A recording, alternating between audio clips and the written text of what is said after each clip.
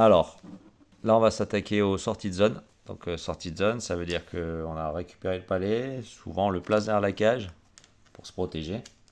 Donc, on a un arrière avec le palais. L'autre arrière ici qui protège pour éviter le pressing adverse vers la cage. On a nos avants.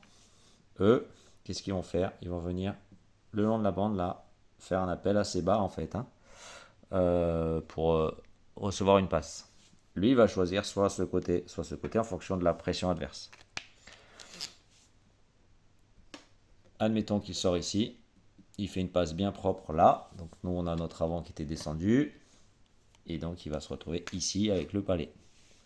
Charge à lui après de remonter ici le long de la bande rapidement, et cet arrière qui vient de faire la passe, lui il va aller en soutien, il va suivre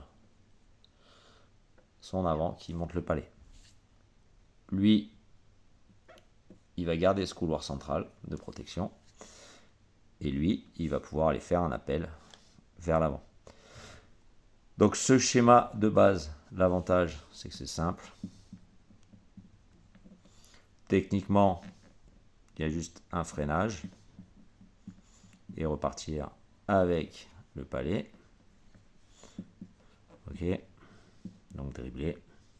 Il faut bien faire attention aux passes. Après, c'est pas très rapide, c'est un peu lent, puisque là il est à l'arrêt, il va devoir d'une vitesse 0 créer de la vitesse en dribble.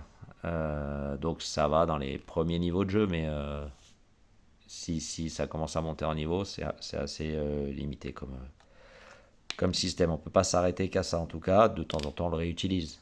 Mais ça crée voilà, un jeu pas très rapide.